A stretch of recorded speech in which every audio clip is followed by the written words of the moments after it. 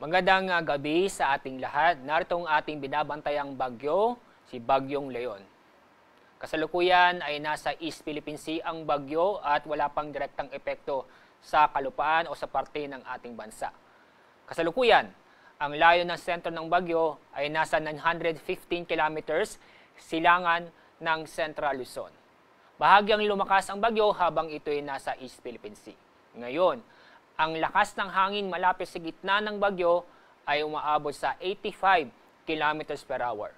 Samantala ang pagbugso ng hangin ay umaabot sa 105 km per hour. Inaasahan po natin na ito ay kikilos pakanluran o lalapit sa Northern Luzon sa bilis na 20 km per hour. At dahil dito, nagtaas na tayo ng Tropical Cyclone Wind Signal number 1 sa eastern portion ng Cagayan, eastern portion ng Isabela, at northeastern portion ng Catanduanes. Inaasahan po natin sa mga lugar nito, sa susunod ng 36 hours, ay makakaranas ng pamisa-misang malalakas na pag-ulan at pagbugso ng malalakas na hangin. Base sa forecast track ng Bagyong Leon, katulad na sinabi ko kanina, malayo sa kalupaan ang Bagyong Leon. At niyo mapapansin, ang lawak ng bagyo ay hindi umaabot sa parte ng ating bansa. Sa forecast track ng Bagyong Leon, posibleng mag-landfall o lalapit sa Northern Taiwan.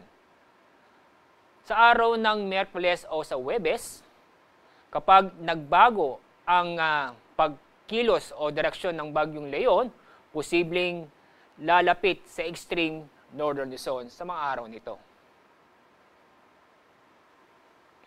Inaasahan po natin na lalakas si Bagyong Leon dahil sa kanyang tinatahak ay karagatan na kung saan ay makakapag-ipon ng lakas o strength itong Bagyong Leon.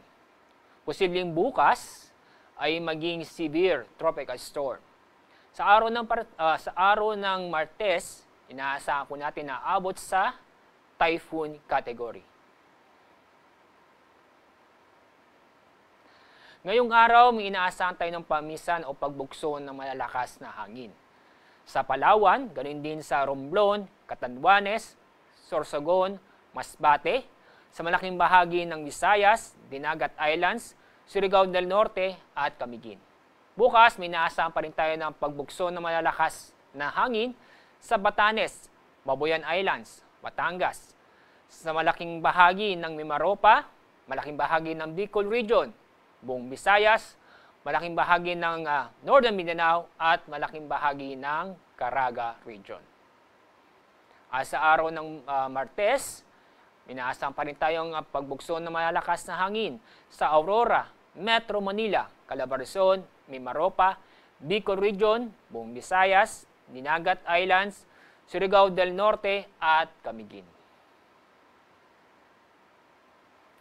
At inaasahan po natin sa pagkilos ng bagyo, itong outer rain bands ay posibleng mahagip o maapektuhan ang extreme Northern Luzon. Samantala, yung extension area ng bagyo o tinatawag nating trough ay inaasahan na makakaapekto sa Visayas, Mindanao at sa western section ng Southern Luzon. Ngayon, walang weather advisory, pero atabayan po natin ang susunod na update patungkol sa bagyo, lalo na po sa pag-ulan dulot ng Bagyong Leon. Ngayong araw o susunod ng 24 oras, inaasahan natin matataas ng alon, kung saan naabot ng 4 na metro sa buong seaboard ng Batanes. Samantala, aabot ng 3 metro sa buong seaboard ng Calayan Island, Babuyan Island at Isabela. Northern at Eastern seaboard naman sa mainland Cagayan at Catanduanes. Kaya, sa mga nagbabalak pumalaot, lalo po yung gumagamit ng maliliit na sasakyang pandagat, katulad ng motor bangkas, pinapayaw po namin, wag mo nang pumalaot sa mga lugar nito. Sa banda ko, may inaasahan na ang taas ng alon na aabot ng 2.5 meters sa western seaboard ng Palawan, Batangas at Bataan. Ganun din sa buong seaboard ng Aurora, Northern, Mainland, Quezon at Camarines Norte. Northern at Eastern Seaboard ng Polillo Island, Camarines Sur at Northern Samar. Eastern Seaboard ng Albay, Sorsogon at Eastern Samar. Samantala, ang taas ng alon ng kusa naabot ng 2 metro sa Eastern Seaboard ng Dinagat Island at sa Northern Seaboard ng Ilocos Norte. Sa mga nagbabalak pumalakad sa mga lugar nito, mag-ingat dahil sa matataas na alon. Yan po ang ating update sa binabanayang Bagyong Leon. Magandang gabi at mag-ingat po tayo.